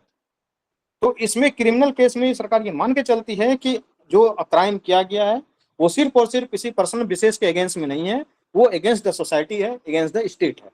और क्रिमिनल केस में फिर जो स्टेट है वो पार्टी बनता है, पार्टी बनेगा, फिर जो है कि उस केस में आप चाहेंगे कि उसको केस को वापस ले लेने का, तो वापस नहीं होगा, वो नॉन कंपाउंडेबल रहेगा। यानी कि वो अपराध किया आपने, जैसे कि बलात्कार वाला मामला है, वो नॉन कंपाउंडेबल रहता है, चाह भी आप वापस नहीं कर सकते हैं। अगर मान लीजिए किसी लड़की पक्ष को वाला फुसला दिया या पैसा दे दिया या डरा धमका दिया गया, अब जाइए कि हमको केस वापस कर लीजिए, नहीं हो सकता है। तो ऐसे नॉन कंपाउंडेबल केस में वो केस वापस नहीं हो पाएगा। सिविल मैटर में क्या होता है, सिविल मैटर में होता है जैसे मान लीजिए कि किसी दो व्यक्ति के बीच में कोई दो लॉ फर्म था या कोई एग्रीकल्चरल फर्म था या दो कंपनी था, दो कंपनी में कॉन्ट्रैक्ट हुआ था। अगर दो कंपनी के बीच का कॉन्ट्रैक्ट ब्रीच होता है, कॉन्ट्रैक्ट टूटता है, ये दो पार्टी को इतना लाख रुपया पेमेंट करना था, उससे समाज इफेक्ट नहीं होता है उस तरीके से। वो मान के चलता है कि वो दो पार्टी का मैटर है, दो पार्टी उसमें पार्टी बनेंगे, वो दोनों पार्टी ही अगेंस्ट इफेक्ट हुए। तो इस तरीके के मामले क्या होते हैं, वो सिविल क्राइम के मामले होते हैं। लेकिन क्रिमिनल क्राइम में क्या होगा, उसमें स्टेट एक पार्टी बनेगा, आपने किसी के खिलाफ मर्डर किया है, आपने किसी का बलात्कार कर दिया है, कोई जघन्य अपराध किया है, फिर वहां पे क्या होगा, स्टेट एक पार्टी बनेगा, और स्टेट पार्टी बनने के बाद स्टेट ये प्रूव करेगा कि आपने ये क्राइम किया है। इसलिए देखते हैं पूरा का पूरा क्रिमिनल केस में पूरा इन्वेस्टिगेशन का चार्ज इन्वेस्टिगेशन ऑफिसर बैठाया जाता है, उसके पूरे प्रोसीजर को फॉलो किया जाता है सीआरपीसी को, वो सारे खर्चे स्टेट उठाती है और स्टेट अंततः क्या करती है, प्रूव करती है। ठीक है, तो कंपाउंडेबल नॉन कंपाउंडेबल समझ में आ गया। सर नॉन सर एक क्वेश्चन क्रिमिनल है केसेस जो होते हैं वो सारे नॉन कंपाउंडेबल होते हैं क्या? सारे सर क्रिमिनल एक केसेस क्वेश्चन नॉन पूछना था। कंपाउंडेबल होते हैं तो उसका लिस्ट बना हुआ है, ये उसका लिस्ट बना हुआ है कि कौन से केस कंपाउंडेबल होंगे कौन सा नहीं होंगे। बोलिए क्या क्वेश्चन है? सर जैसे नॉन कंपाउंडेबल में अपने ऑफेंस में आपने बोला कि इसको केस को वापस नहीं ले सकते हैं, तो नहीं। अगर विक्टिम खुद बोल दे कि ये क्राइम मेरे पे हुआ ही नहीं, पलट गया अगर, तो उस केस में तो केस वापस हो जाएगा। मान लीजिए कि विक्टिम बोल, ठीक है, विक्टिम पलट गया, ठीक है, लेकिन सरकार भी तो क्रिमिनल केस में एक पार्टी है। सरकार नहीं ना पलटेगी। आपने मर्डर किया है तो फिर सरकार कहाँ जाएगी? सरकार प्रूफ करके दिखाएगी कि ऐसा आपने किया है, इसके खिलाफ क्राइम। तो इसलिए क्रिमिनल केस ओके में सर। पार्टी एक, सरकार भी एक पार्टी रहती है। Okay sir. ठीक है, कितना टाइम हो गया? 11 हो गया। हमको पढ़ाना था मेनली क्या कहते हैं ये नेगोशिएशन, ये वाला इंटरनेट डिस्प्यूट रिजोल्यूशन मैकेनिज्म पढ़ाना है। इसमें नेगोशिएशन, मीडिएशन, कॉन्सिलिएशन, आर्बिट्रेशन ये पढ़ाना है। उसके बाद फिर जो लोक अदालत लगता है, कोई गए हैं, कोई हैं जो लोक अदालत जाते हैं कभी? लोक अदालत, ग्राम न्यायालय और ये फैमिली कोर्ट। फैमिली कोर्ट को भी अच्छे से समझेंगे। इसके जज को प्रिंसिपल जज बोला जाता है। फैमिली कोर्ट में कैसे मैटर सेटल होता है, खास करके आज के समय में ये जितना भी केस हुआ है इन लोगों का, बहुत सारा मामला जो है फैमिली कोर्ट में आता है। उसके बाद इंडियन जुडिशियल सिस्टम में हमको ये भी पढ़ना है कि एडवर्सियल मेथड ऑफ द लॉ जो यहाँ पे यूज किया जाता है इंडिया में, वो इंडियन जुडिशियल सिस्टम काम कैसे करता है उसको भी पढ़ना है। एडवर्सियल मेथड ऑफ लॉ क्या होता है, आर्ग्यूमेंट एंड एविडेंस बेस्ड जो लॉ होता है, उसके बाद बार एंड बेंच कैसे काम करता है, ये जानते हैं? बार काउंसिल ऑफ इंडिया क्या होता है, फिर बेंच क्या होता है। जो एडवर्सियल मेथड ऑफ लॉ होता है वो बार एंड बेंच पे ही काम करता है, उसमें आर्ग्यूमेंट एंड एविडेंस बेस्ड चीजें चलती है। तो ये बताइए कि बार और बेंच क्या होता है।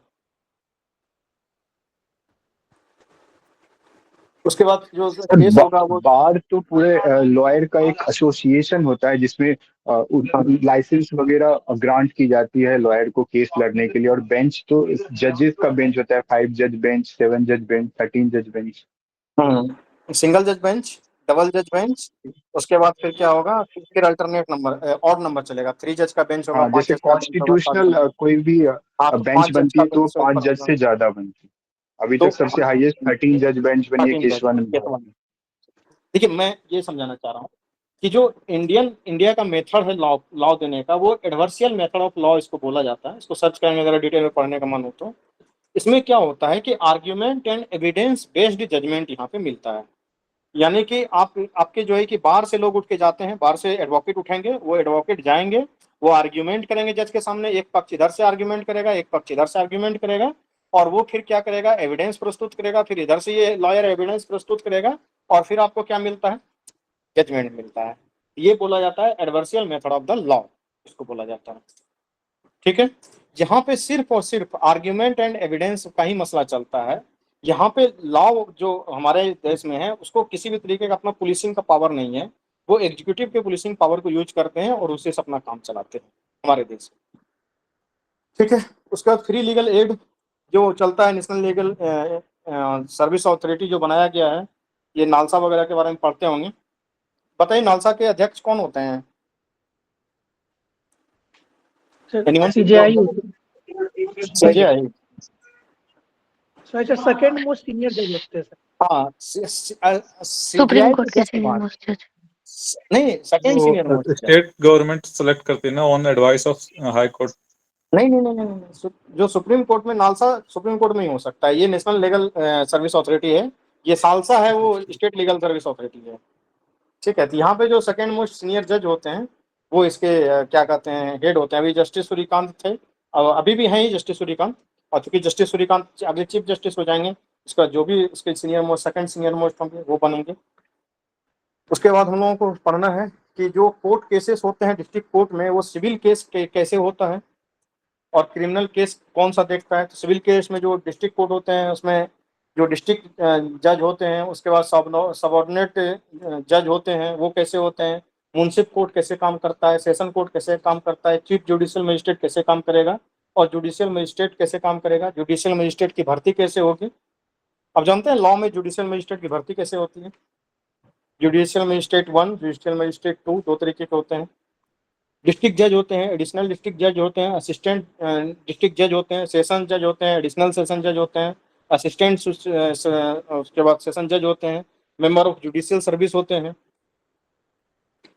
देखिए, अगर आप जुडिशरी का एग्जाम देके बीपीएससी से जाते हैं ना, सबसे लोअर कैटेगरी का जो जज होता है वो आप बनते हैं। क्या बनते हैं? मेंबर ऑफ जुडिशियल सर्विस, यानी कि जुडिशियल मजिस्ट्रेट क्लास 2 के जो है कि जज बनते हैं। बाद में जो जज बनता है वो बनता है इससे क्या कहते हैं, जो डिस्ट्रिक्ट में अपॉइंटमेंट होता है वो 7 ईयर के एक्सपीरियंस जो एडवोकेट होते हैं उसको राज्यपाल नियुक्त करता है हाई कोर्ट के चीफ जस्टिस के क्या कहते हैं रिकमेंडेशन के बाद। तो आप बीपीएससी से अगर जुडिशियल सर्विस का एग्जाम देके गए हैं तो बहुत छोटा टाइप का जज बनेंगे, ठीक है। उसके बाद फिर ट्रांसफर होता है, डिस्ट्रिक्ट कोर्ट टाइप में होता है, जैसे कि हम लोगों का होता है ना सिविल सर्विसेज में ग्रुप ए सर्विस, उसी तरीके से जज में भी होता है। मतलब डायरेक्ट तो डिफाइंड नहीं है कि ग्रुप ए है वो होगा और ग्रुप बी वो होगा, लेकिन हम लोग जो पढ़ेंगे तो कंपेयर करके ही पढ़ेंगे ना कि हम लोग ग्रुप बी एसडीएम बनने के लिए जा रहे हैं, तो हमारे सामने कौन लोग रहेंगे हमारे इक्विवेलेंट, उसको पढ़ेंगे, ठीक है। तो आज तो कुछ बातें बता देते हैं, टाइम भी हो चुका है, पढ़ाने एक क्लास और लग ही जाएगा इसमें। अल्टरनेट डिस्प्यूट रिजोल्यूशन को देख लेते हैं, इसमें क्या होता है, उसके बाद इसको अल्टरनेट डिस्प्यूट रिजोल्यूशन क्यों कहते हैं। देखिए, तो मैंने क्या बताया कि एक होता है डिस्प्यूट रेजोल्यूशन का एक तरीका क्या है कि आप कोर्ट जाइए, कोर्ट में केस कीजिए। कोर्ट में हमारे पास 3 कोर्ट है, एक हाई कोर्ट है, सॉरी एक सुप्रीम कोर्ट है, हाई कोर्ट है, उसके बाद क्या है सब ऑर्डिनेट कोर्ट है। 3 तरीके के कोर्ट हमारे देश में है, ठीक है। तो अभी जो हम लोग जो जाते हैं कि केस करने के लिए जो सिंपल प्रोसेस होता है केस करने का, उसमें क्या होता है कि वहाँ पे जो पूरा रूल रेगुलेशन फॉलो होता है उस तरीके से जो है कि वहाँ पे काम चलता है। वहाँ पे सर्कमस्टांशियल लॉ जो होता है उसको देखा जाता है, उसके बाद पूरे के पूरे कोर्ट के प्रोसीडियर्स फॉलो किए जाते हैं, केस को कैसे रजिस्टर किया जाएगा, कैसे जज के सामने प्रस्तुत किया जाएगा, वो सारा काम चूंकि अपने आप से नहीं कर सकते हैं इसलिए आप वकील को हायर करते हैं। लेकिन सरकार ने क्या किया है, उसके अलावे भी अल्टरनेट डिस्प्यूट रिजोल्यूशन का मैकेनिज्म निकाल के हमको दिया है कि कोर्ट केस में पेंडेंसी बहुत ज़्यादा हो गया है, इसलिए अल्टरनेटिव कुछ व्यवस्था किया जाए। तो उसी व्यवस्था के तहत ये लोक अदालत, ग्राम न्यायालय और फैमिली कोर्ट ये सारा जो है कि बनाया गया है। ये बनाया क्यों किया है, कैसे किया है, इसमें जो है कि 2-3 तरीके के काम होते हैं। एक नेगोशिएशन होता है, एक मीडिएशन होता है, एक कंसिलिएशन होता है, एक आर्बिट्रेशन होता है। छोटी छोटी भाषा में समझ लेते हैं नेगोशिएशन क्या होता है। नेगोशिएशन में देखिए, नेगोशिएशन का क्या मतलब है कि एक दूसरे से नेगोशिएट करना, हम लोग करते हैं बात जिसको बार्गेनिंग कहते हैं करना। तो उसमें पार्टी सबसे पहले एक दूसरे से बात करने के लिए तैयार हो जाए कि ठीक है पक्ष ए है पक्ष बी है, इन दोनों ने क्या किया है, एक दूसरे के ऊपर केस किया है, तो हम दोनों जा करके पार्टी विलिंग टू टॉक, अगर एक पार्टी दूसरे पार्टी से बात करने के लिए तैयार हो जाए कि भाई दोनों भाई क्यों लड़ रहे हो जमीन के मामले में, खुद से बैठो तय कर लो, एक कट्ठा तुम कम ले लो, एक कट्ठा इसको ज्यादा दे दो, इसने तुमको पढ़ा के सरकारी नौकरी लगाया था, काहे लड़ रहे हो, कोई फायदा नहीं है, नेगोशिएशन कर लो, ठीक है। तो पार्टी ट्राई टू बार्गेन करता है कि नहीं एक कट्ठा तो नहीं लेंगे, हमको 1.5 कट्ठा चाहिए। तो वो उसमें क्या होता है कि पार्टी खुद से ट्राई करता है कि वो उसमें जो है कि किसी भी थर्ड पार्टी का कोई रोल नहीं है वहाँ पे, वो अराइव होते हैं म्यूचुअली सेटलमेंट पे आते हैं कि ठीक है 1.5 कट्ठा में हम मान गए हैं, इतना जमीन हम तुमको छोड़ देंगे, इतना जमीन हम तुमको छोड़ देंगे, चलो नेगोशिएशन कर लेते हैं, केस को बंद करवा देते हैं। वहाँ पे क्या होता है कि गिफ्ट्स एंड टैक्स का मामला चलता है नेगोशिएशन में कि हम तुमको कुछ देते हैं, तुम हमको कुछ दे दो, नेगोशिएट कर लेते हैं। वो उसके बाद फिर बोथ पार्टी उस बात को एक्सेप्ट कर लेता है कि हाँ हम दोनों ने इस मामले को क्या किया है, एक्सेप्ट कर लिया है। इस पे यहाँ पे कोई रूल रेगुलेशन लागू हो रहा है क्या? जैसे मान लीजिए कि नेगोशिएशन, सिंपल बात समझिए कि घर में 2 बेटा है, एक बेटा ए है एक बेटा बी है। किसी बेटे का जो है कि पढ़ाने में बहुत खर्चा हुआ है पिताजी का, उसका बाकायदे सरकारी नौकरी लगवाया गया है। अब पिताजी के पास क्या है कि 4 कट्ठा जमीन है, तो रूल क्या कहता है 2 कट्ठा इस बेटा में बंटना चाहिए, 2 कट्ठा इस बेटा में बंटना चाहिए, सिंपल रूल तो ये कहता है। लेकिन अगर नेगोशिएशन करने जाए तो नेगोशिएशन में हो सकता है कि ठीक है आपको थोड़ा सा ज्यादा दे देते हैं, 2.5 कट्ठा दे देते हैं, क्योंकि आप गांव में रह गए, हम पढ़ लिए हैं तो हम थोड़ा सा कम ले लेते हैं। यहाँ पे कोई रूल रेगुलेशन लागू हो रहा है नेगोशिएशन में? नहीं। लेकिन कोर्ट में जाएंगे तो कोर्ट में क्या होगा, रूल रेगुलेशन के तहत मामला चलेगा कि नहीं 2 कट्ठा इसको देना पड़ेगा, 2 कट्ठा इसको देना पड़ेगा, चाहे पढ़ाने में कुछ भी खर्चा हुआ उससे को मतलब नहीं पड़ता है। यहाँ पे जो है कि रूल रेगुलेशन उस तरीके से जो है कि डायरेक्ट फॉलो नहीं होता है। हाँ, लेकिन ये सुटेबल भी नहीं होता है कि ऑलवेज जो है कि वो सुटेबल होगा, ऑलवेज फेवरेबल होगा, ये भी नहीं हो सकता। अब एक पार्टी निकल जाए मजबूत एक पार्टी निकल जाए कमजोर और दोनों मिलकर नेगोशिएशन करे, तो मजबूत वाला पार्टी जो स्ट्रांग पार्टी होगा वो कमजोर पार्टी को कभी नेगोशिएट करने देगा? ढंग से नहीं करने देगा।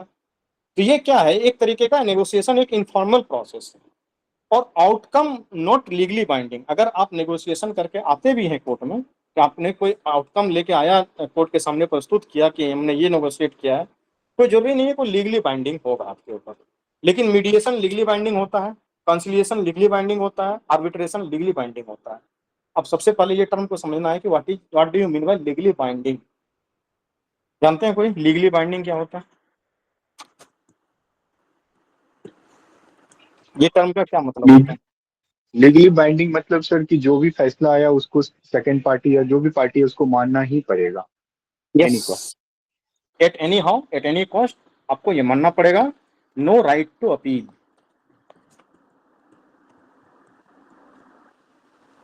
इसमें नो राइट टू अपील मतलब कि किसी दूसरे कोर्ट में जाकर के आपको राइट टू अपील नहीं मिलने वाला है।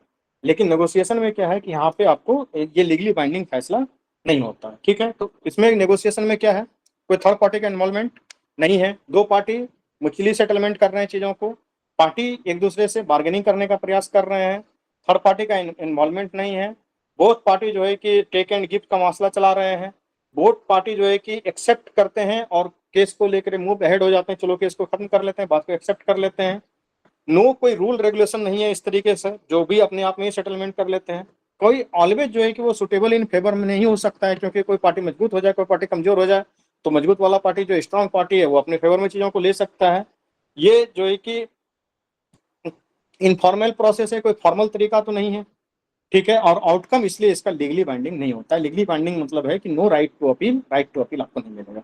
अब राइट टू अपील में भी चीजों को समझना है। इंडिया के कोर्ट केस में क्या है, जो एडवर्सियल लॉ सिस्टम है इंडिया में, उसमें ये कहा जाता है कि राइट टू अपील में दो बातें होती है कि आपका केस मिनिमम दो कोर्ट ने अगर देख लिया, उसके बाद जो सजा आपको दिया गया वो सजा आपको मानना ही पड़ेगा। ठीक है, तो जो एडीआर्स लोग देते हैं, ये लोग जो है कि सजा नहीं देते हैं, इसको हम लोग, इसके फैसले को हम लोग जो है कि सजा नहीं बोलते हैं, इसको अवार्ड बोलते हैं। सॉरी, हाँ, इसको अवार्ड ही बोलते हैं। जो जज फैसला देता है उसको क्या बोलते हैं, बताओ कोई? वो टर्म वर्डिक्ट। हाँ, वर्डिक्ट, हाँ, उसको वर्डिक्ट बोला जाता है।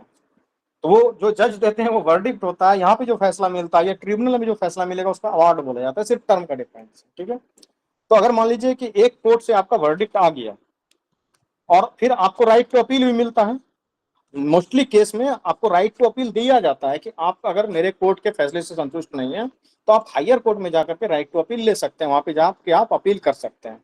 और इंडियन जुडिशियल सिस्टम का ये मानना है कि एक नहीं दो कोर्ट ने अगर किसी फैसले को सुन लिया है, उसके सुनने के बाद जो फैसला हुआ है वो जो है कि सही फैसला है। एक कोर्ट से गलती हो सकता है लेकिन दो कोर्ट से गलती नहीं हो सकता है। तो राइट टू अपील या तो आप हायर बेंच में जाते हैं या हायर कोर्ट में जाते हैं, लेकिन अगर कोई फैसला लीगली बाइंडिंग आ जाता है तो वहां पे राइट टू अपील आपका खत्म हो जाता है। अब राइट टू अपील खत्म हो गया तो इसका मतलब ये नहीं है कि अगर अदर लीगल प्रोसेस आपके पास नहीं बचे हुए हैं, रिव्यू पिटिशन वगैरह का प्रोसेस है वो बचा हुआ रहता है, उसके थ्रू आप जा सकते हैं। लेकिन रिव्यू पिटिशन वगैरह का मामला वो हाई कोर्ट या सुप्रीम कोर्ट में ही लगता है, लोअर कोर्ट में लगता नहीं है।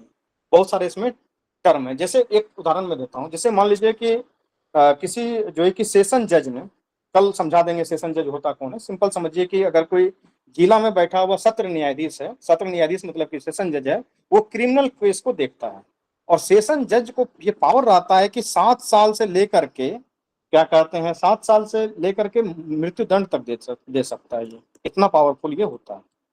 अब डिस्ट्रिक्ट में किसी व्यक्ति को मृत्यु दंड दे दिया, ठीक है, अब उसको क्या मिलेगा, राइट टू अपील मिलेगा हाईकोर्ट जाने का। हाईकोर्ट जाइए, जाकर के वहां पे राइट टू अपील आप लीजिए और उसके खिलाफ जो है कि आप बताइए कि हमको मृत्यु दंड नहीं होना चाहिए। अगर आपने प्रूव कर दिया तो कर दिया, और नहीं मान लीजिए कि वो व्यक्ति नहीं भी जाता है अपील करने के लिए, तो भी किसी व्यक्ति को अगर यहाँ डिस्ट्रिक्ट कोर्ट से मृत्यु दंड मिला है, जब तक हाईकोर्ट को वो केस, हाईकोर्ट उस केस को देख नहीं लेता है कि हाँ इसमें जो मृत्यु दंड मिला है ये सही मृत्यु दंड है, इसको कम से कम एक बार देख लेना चाहिए, क्योंकि किसी का एक बार अगर आपका जीवन छीन लिया तो उसको आप लौटा नहीं सकते हैं, मामला बहुत गंभीर है। इसलिए डिस्ट्रिक्ट कोर्ट भागलपुर ने मान लीजिए किसी को मृत्यु दंड दिया, भी मृत्यु दंड तब तक लागू नहीं होगा जब तक कि पटना हाईकोर्ट एक बार देख ना ले इस केस को कि हाँ मृत्यु दंड जो मिला है जज साहब ने फैसला सही दिया है। उसके बाद फिर उसको मृत्यु दंड उसका एग्जीक्यूट किया जाएगा, उसको फांसी पे लटकाया जा सकता है। ठीक है, तो राइट टू अपील में क्या है कि मिनिमम 2 कोर्ट आपका केस देखें ही देखें। ठीक है, ये है राइट टू अपील का मसला जो हमारे इंडिया में चलता है। ठीक है, लीगली बाइंडिंग नहीं होता है, मीडिएशन लीगली बाइंडिंग होता है, कंसिलिएशन होता है, जिससे इसमें भी बहुत सारे पॉइंट हैं, अलग अलग इसमें भी बहुत सारे पॉइंट अगले दिन पढ़ा देंगे। ठीक है,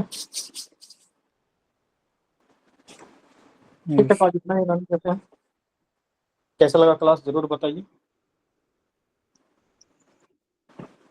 चीजें समझ में आई? Yes sir. Yes sir.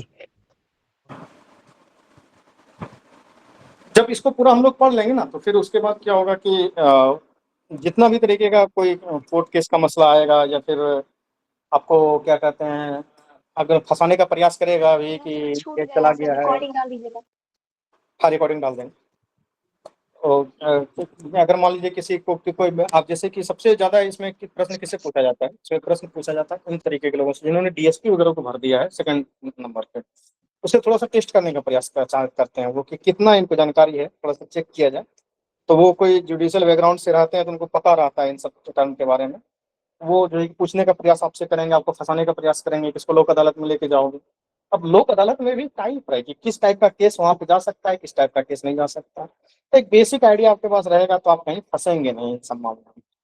ठीक है, इसका 2 वर्जन पढ़ना होता है हम लोगों को, एक एडमिनिस्ट्रेटिव पार्ट पढ़ना होता है, पूरा एडमिनिस्ट्रेशन के बारे में जानना होता है, और एक जो है कि जुडिशरी के बारे में जानना होता है। तो जुडिशरी वाला सेक्शन हम पढ़ा देंगे, एडमिनिस्ट्रेशन वाला वर्जन जो है वो कार्तिक सर आपको पढ़ा देंगे। ठीक है, थोड़ा टाइम लगेगा लेकिन चीजें सीख लेंगे तो जीवन में भी काम आएगा, और ऐसे भी आपको कहीं भी बोलने में भी काम आएगा। आपको जब जाएंगे क्या कहते हैं काम करने के लिए जब मजिस्ट्रेट बन के, वहां भी आपको ये काम आएगा। सर ठीक है, लोक अदालत में नॉन कॉग्निजेबल ऑफेंस ही जाएगा ना? वहाँ पे नॉन कॉग्निजेबल और नॉन कंपाउंडेबल, ये कंपाउंडेबल ऑफेंस ही जाता है। उसमें भी लोक अदालत भी 2 तरीके का होता है, एक परमानेंट लोक अदालत होता है, एक टेम्पोररी लोक अदालत होता है। अगले क्लास में इसको पढ़ाएंगे। Okay sir. एक दिन तो पूरा नालसा जो है कि पूरे देश में लगवाता है, एक दिन का पूरे महीना में एक दिन लोक अदालत लगता ही लगता है, और उसमें जाना पड़ता है बहुत लोगों को। उसको भी एक दिन पूरा पढ़ा देंगे, 1-2 क्लास इसमें लगेगा, तब मामला सब क्लियर होगा। ठीक है, गुड नाइट।